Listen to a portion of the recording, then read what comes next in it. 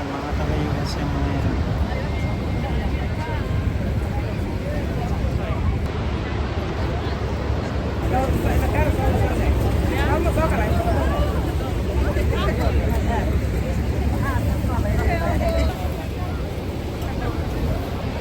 Kitang-kita naman dito. Yay! Where is the rain? Niagara Falls. So pupunta kami mamaya doon. Yan, dyan po kami pupunta mamaya. Nakita niyo yung mga boat ngayon. Yan. Tingnan niyo, may rainbow.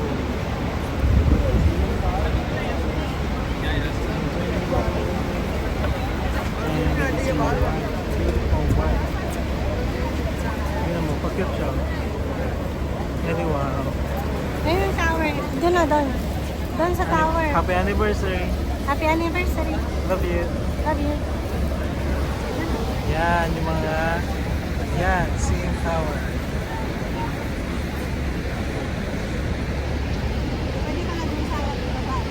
Oh, pwedeng baba, pwedeng... Welcome aboard Niagara City Cruises. May I have your attention, please? This is an important safety announcement. This boat is equipped with all necessary and proper firefighting and life-saving equipment. In the event of an emergency, our trained crew members will assist you with your life-saving equipment. For your safety, life jackets are stored in the labeled storage containers located throughout the boat. Instructions on how to wear life jackets are also clearly labeled on the storage containers. Life rafts are located at the stern of the boat. In the event of an emergency, please remain calm. An alarm will sound, and you will be directed by crew members on how to proceed. For your safety, please do not stand on the benches. Do not climb, sit, or stand on the rails. If you have children, please keep them in your sight at all times. Children must walk, not run. The decks may become wet and slippery. When moving about the vessel, please watch your step and hold onto the handrail, especially when going up or down the stairs and disembarking. We hope you enjoy your boat tour to the falls. Thank you for choosing Niagara City Cruises.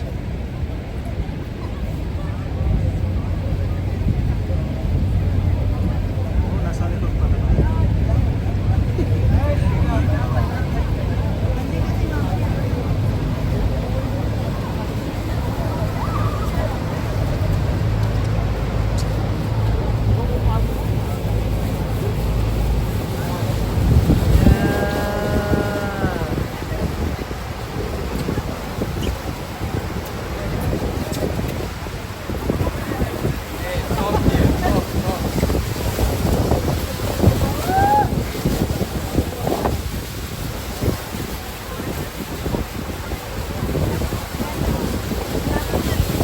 Pupunta na kami sa Rendo.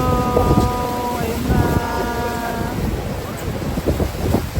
Yan. Sige. As we make our way up the Niagara River, look to port, or the left side of the boat, where we will pass the American Falls. It can best be described as the American side of Niagara Falls, which in comparison is a smaller waterfall that lies far to the left of the Horseshoe Falls and is located between Prospect Point and Luna Island. According to scientific study and historical research, it has been concluded that the American Falls will eventually transform into a succession of descending rapids due to natural forces of erosion. The high flow rate of water causes the fall of large sections of bedrock from the American Falls, which is composed of soft shale and See the limestone. rainbow. Although the height of the American Falls is higher than the Canadian counterpart, no daredevil ever preferred to go over the American Falls. All stunts were performed from the Canadian Horseshoe Falls, which is more popular with its immense water flow rate and shape. The height of the American Falls stands at 180 feet or 56 meters high. Its crest line, 1,075 feet or 328 meters wide. Its water flow, 75,000 gallons or 8,800 liters per second. And a recent notable rockfall. In 1954, a large section broke off and fell near the end of Prospect Point. Next is Bridalveil Falls, the smallest of the three waterfalls. It is located on the American side, just to the right of the American Falls, separated by Luna Island. Goat Island is much larger and separates the American and Bridalveil Falls from the Canadian Horseshoe Falls. The height of Bridalveil Falls is 181 feet or Niagara Falls, more specifically, is the name of three waterfalls: the American, the Bridalveil, and the Horseshoe Falls. The Canadian side of Niagara Falls, with the highest flow rate and natural beauty located between Goat Island and Taylor Rock, is known as the Horseshoe Falls. As a natural wonder of the world, the Horseshoe Falls name derives from the crescent or horseshoe shape of the crestline, and the city of Niagara Falls in all its natural beauty continues to be a holiday spot for millions of visitors from all over the world each year. Geological studies and the history of Niagara Falls indicate that thousands of years ago, the falls were located 11 kilometers downriver from its current location. Erosion was a major issue associated with these falls. The average rate of erosion for Niagara Falls was as much as 1 meter per year until the early 1950s. Since then, the water diversion channels and canals used for generating electricity have decreased the water flow, reducing the erosion of Niagara Falls, and to this day, Niagara Falls remains a clean and significant source of hydroelectric power. There are over 500 waterfalls in the world, but Niagara Falls is the biggest waterfall in the world for volume of water flowing at an average of 750,000 gallons per second.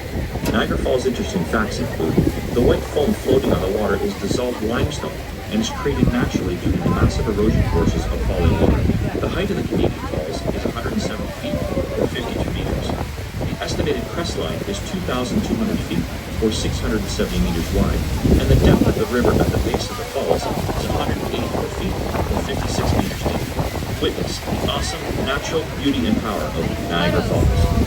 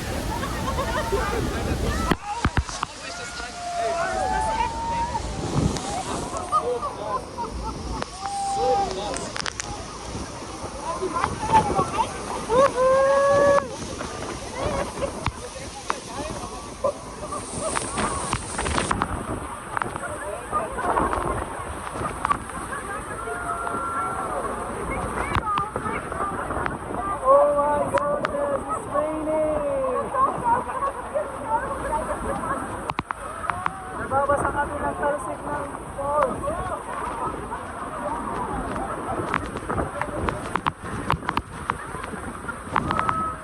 Yan. Ariel.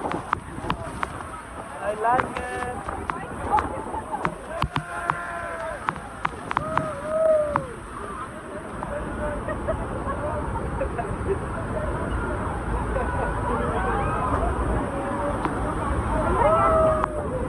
Yeah, dun kami galing sa dun.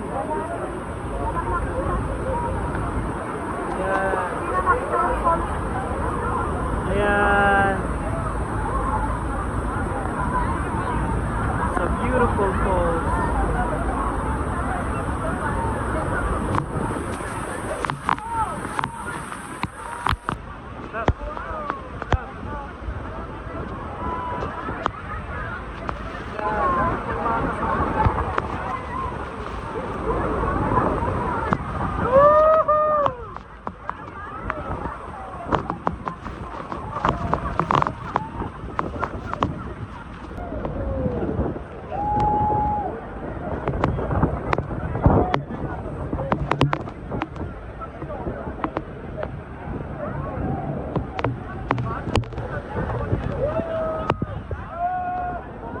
Yan, magbasa na po sila yung mga sapatos nila.